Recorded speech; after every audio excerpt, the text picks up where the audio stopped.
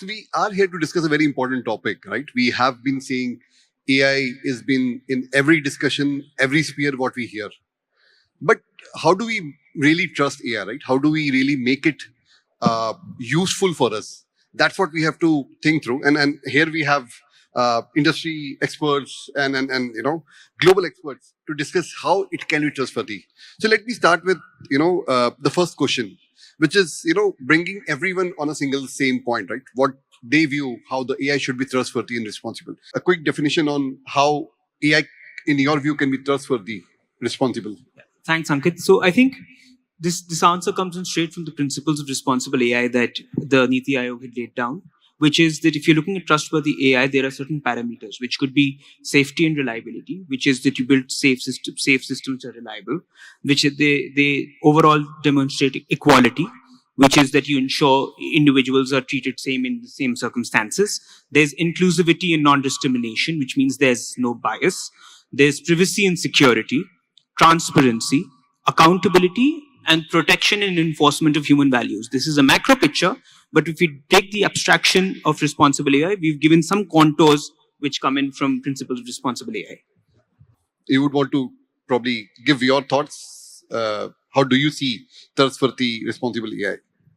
I think Vibhav has laid out the definition in terms of the principles. We are talking about this at a time when the EU, the UK, the US, and Israel have signed a framework convention on artificial intelligence, which is in some sense the first global treaty that tries to govern the use of AI and mitigate the risks. And the principles we find there are largely similar to what Vibhav has laid out. So I think I'll just use one example.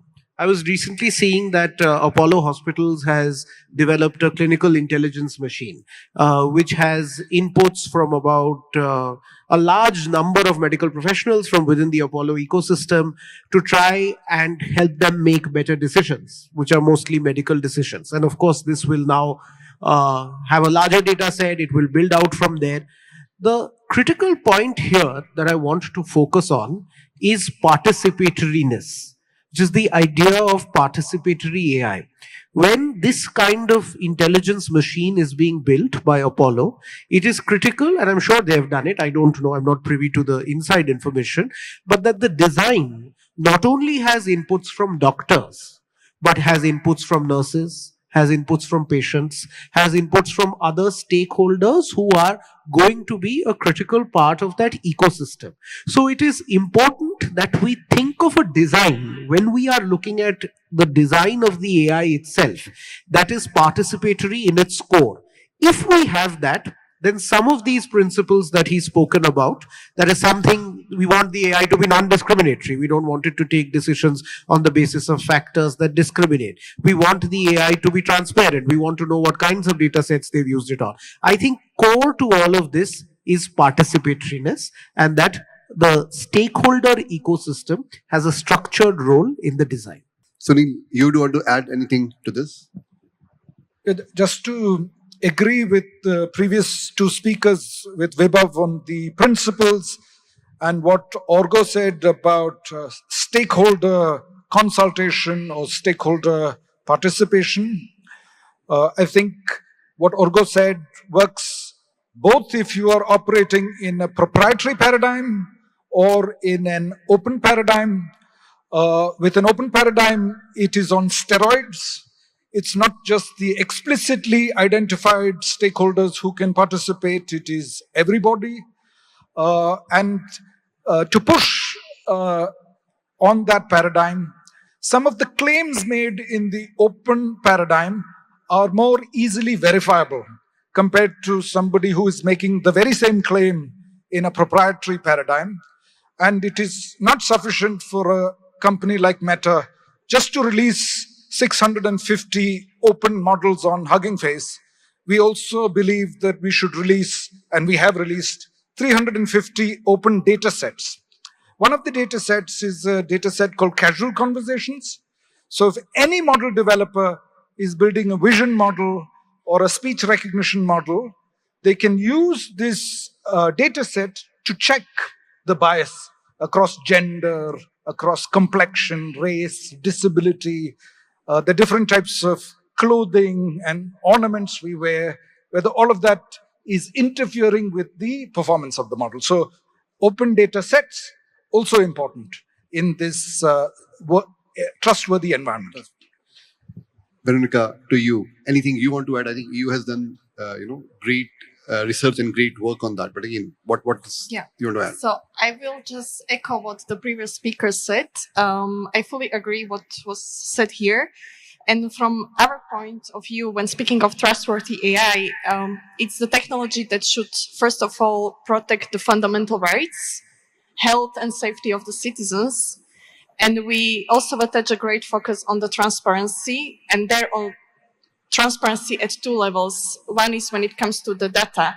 So basically the data collection, how the data is used and stored, and also the decision-making processes, how the technology is making the decisions or on the basis of which. And at the second level, it's about the user rights, and especially when we speak about the user rights for privacy. So this is for me, let's say in a nutshell, what I would define as a trustworthy AI. Thank you. Great. Thank you, Veronica. Veronica, let me ask you the next question, right? Again, EU has come out with the regulation, I think one of the most comprehensive one. In your view, how will it impact the globe, right? Other countries out of EU, how will it coexist? What's that you see? Yeah. So as you said, the European Union came up with the EU Artificial Intelligence Act earlier this year. It actually entered into force on the 1st of August, so a few weeks ago. And for us, with the act, we have become a forerunners at the global level when it comes to regulating of the artificial intelligence. And maybe just very briefly to tell you a bit about the approach that we have taken upon. It's a risk-based approach where we are looking at the regulation proportionately to the amount of the risk which the technology brings to the citizens. And we have basically defined the AI in 4 categories. First is AI that brings unacceptable risk, for example, uses for social scoring. Then we have high risk categories, we have transparency risk category, and we have minimal no risk. And the main part of the regulation is actually focused on regulating the high risk cases, which if would not be regulated, would be actually harmful. But as long as they comply with the regulation, they can be in the market. And I also want to say that there is a lot of, let's say, common misperception about the EU being just regulating or even over-regulating, but in fact, we invest a lot also in AI development, deployment, and capacity building. And now, coming back to your question, the EU has been working a lot with global frameworks such as G7, G20, Global Partnership for AI, but also bilaterally with a number of countries, be it US, UK, Canada, Japan, and also India. And we believe that the risk-based approach might inspire our partners at the global front when they come and when they will want to create their own regulatory frameworks. Because in our view, the risk-based approach is providing a good balance between the innovation and regulation. And I will stop here. Thank you, Veronica. Let me move to you, Vibhav. Vibhav, EU has come out with the law, right?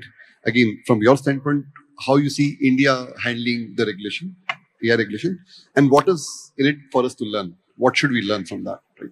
That's an excellent question. So I think there are 2 parts to that answer. The first part is what exactly has India done so far, and then what could we do? So just to cover first what we've done so far, right? So if you're looking from an AI lens, we have the DPDPA, the Digital Personal Data Protection Act. We have certain IPR laws. I mean, even the parliamentary report review spoke about AI being a discipline of computer science, which extends IP laws to computer-related inventions. We have the Consumer Protection Act, which speaks about defect in products and services and looking at it from a consumer protection lens. In addition to that, we've had a certain level of cases. We've had the Anil Kapoor case, which sort of gave protection to personality rights because a generative AI tool was violating Anil Kapoor, famous actor's personality rights. So those are aspects that we already have. And in addition to these hard laws, we also have a lot of voluntary guidelines that have been published in the Indian context. I'm not going into too much detail, but to give a broad overview of that as well, because this information will also inform our approach broadly. We have the TEC, the Telecommunication Engineering Center's Fairness Standard and Bias Assessment Framework. We have the Indian Council of Medical Research voluntary framework on ethical guidelines on how AI is used in biomedical research. We have the TRAI, the Telecom Regulatory Authority of India. It published a paper last year which spoke about, it proposed a risk-based framework and said that high-risk AI systems could have legally binding obligations, but we don't have a formal risk classification in India. We also had another voluntary guideline published, the Complex Adaptive Systems, published earlier this year, which spoke about guardrails, partitions, manual overrides of systems, and transparency and explainability requirements. If we move away on types of AI systems, on generative AI, we have the NASSCOM generative AI guidelines that had come out, which is one of the few frameworks which speaks about soft law principles, voluntary guidelines in the generative AI context, which spoke about joint obligations on researchers, developers, and users in AI systems. So that's what we have already, which we can consider. So we're not reinventing the wheel. That's point one. Point two, when we speak about what India could do and what India could learn, well, let's come to the learning part and then I'll answer what we could do. When we talk about the learning aspect, we, of course, Veronica here spoke about the EU AI Act. Now, when you look at the EU AI Act, I think conceptually, there are certain concepts, and I just want to put that out for the audience and for my co-panelists here, which at least there's an application of a legal lens, a technological lens to those concepts. And those concepts very quickly are human oversight, where we're talking about AI systems, where AI systems are being used as a tool. And we were talking about humans, they're being appropriately controlled and overseen by humans. And one point I want to add also here is that in the Indian context also, when we've spoken about existing laws or existing soft law principles, we focused on AI as it is today. AI as a tool, artificial narrow intelligence, keeping away any hypothetical discussions around that, right? So there's human oversight, there's the aspect on the EU AI Act about how there are instructions of use for deployers, which would be users of AI system. That's the second concept. Third concept is risk management, which is there about how one can identify common foreseeable risks. That's the third point. Fourth, being about the relationships that are there in the EU AI Act, which is providers, deployers, intended purpose, instructions of use for deployers, and perhaps legal recognition of concepts which perhaps all technical people would understand, which is stuff like training data, validation data set, input data, testing data. So these are these different concepts that are existing in the EU AI Act and other frameworks. And coming back finally to what India could do. India has a choice. We can take, we have a lot of flexibility. It should be in line with how our ecosystem is. We have an option of going from a risk-based framework, which is a sort of a preemptive mechanism. We could also look at it from a harm-based angle, which is where the IT rules 2021 and the AI-generated content for intermediaries is being perhaps currently regulated. We can use different patchwork legislations that we spoke about and transgress them to AI, or we could look at a comprehensive AI Act. The more important part from an Indian context is I think there has to be a combination of different perspectives, because we have a very strong technological strength as a country. So we have to have a technological perspective, legal perspective, philosophy, and general perspectives. And fourth, I think till we reach that consensus, we need mechanisms, and I'm going to touch on that finally when we spoke about critical steps, is about what, till we reach that consensus, how do soft laws, market-based mechanisms help us achieve what we want to do when you're looking at the relations landscape. Thank you, Vibhav. Let me move to Sunil. So we heard probably the EU, again, Indian lens, right? Again, from the industry perspective. What do you think the measures can be deployed by commercial AI products, AI developers, so that, it's ready, the AI systems are ready? Perhaps I can quickly also touch on the previous question, which is the European approach and what India could potentially learn from it. Orgo and I have worked on India's data protection law from the year 2010, so 14 years of working on one law. And I hope Orgo agrees with me that in the early days, we thought that the Indian law would become some kind of derivative work of the global gold standard, which is the GDPR. What struck me, at least at the end, is India took a very different approach. They decided to solve the triple maximization problem. They wanted maximum governance, maximum innovation, and maximum protection of the right. So that's what they tried to do. Of course, different people might agree on whether that is well done or not. The exemption to the law is an interesting one. If personal information is put into the public domain by the data subject itself, then that is exempt. That's a very AI-friendly provision in the very innovation-friendly provision in the law. So it is curious to see that India has taken a slightly different approach this time, though I think foundationally trying to solve for exactly the same issues. On what companies can do, I think a project of ours, Llama Guard, it is a version of the Llama's 8 billion model that is trained to specifically mitigate harm. And the way we see it, you have Llama, and in front of it you put Llama Guard, which will prevent the harms that could potentially arise from the use of the core model. Those are some technical guardrails that we are providing, not just for the users of Llama, but for all users. And that is where I see the future, that as industry and as academics and as governments, we build some common infrastructure, the sort of guardrail commons that everybody could use. Thank you, Sunil. Let me move to Argo. Argo, you are at a very interesting standpoint, right? Again, there are different views between enterprises, governments, policymakers. Those gaps, how that can be filled, right? What do you think? Yeah, before I come to that, maybe just touching on the previous question of what India can do in terms of regulation. And I would simply say at this point of time, do nothing. We have many alternatives, as has been put forward. And I think these are great alternatives to consider. And Vibha has helpfully said what the various approaches could be.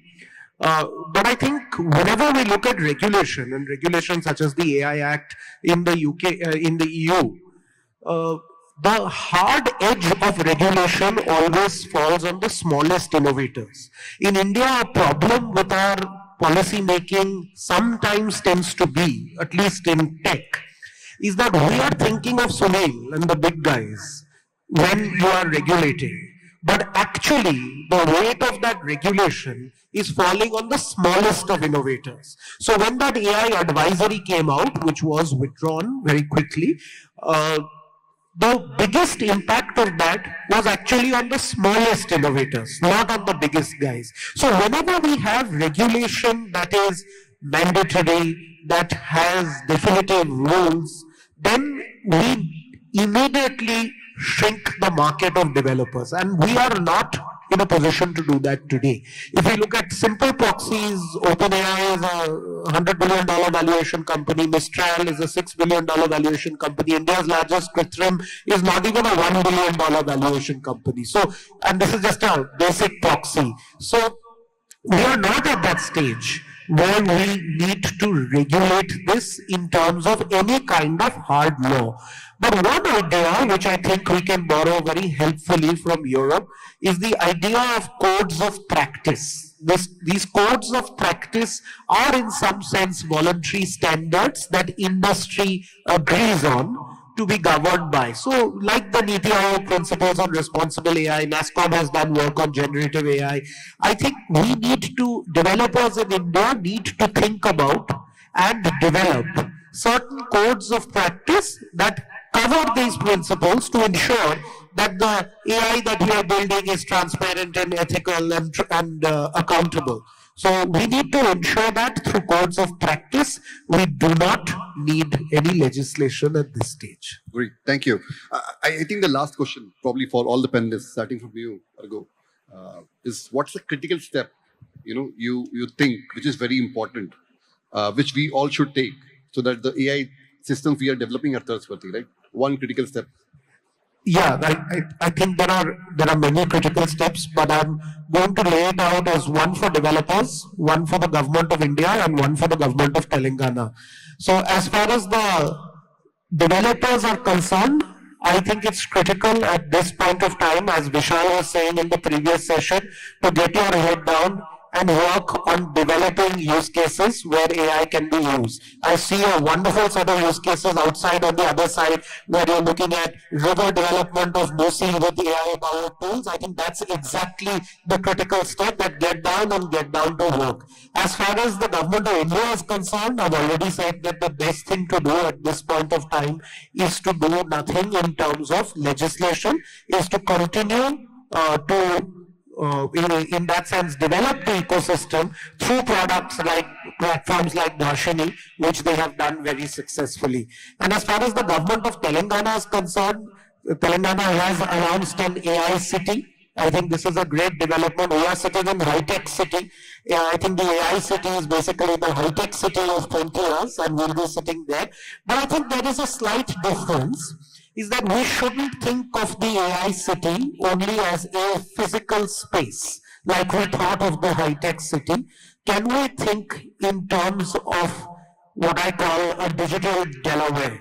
Can we think in terms of a large cloud-based AI sandbox where there is, for a limited period of time, exemption from certain compliances that just allows developers to come here and build? I think that's the critical step that the government of Telangana can take so that it has leadership in India and globally in the AI space. So government of Telangana, the AI city, they have 6 pillars. I think a lot of that is covered. But again, I think all those inputs are very welcome by them. Moving to you, Vibhav. I think one critical step, if I have to outline, is to get developers in the room, in the discussion. And when with this top panel is about building trust and responsible AI.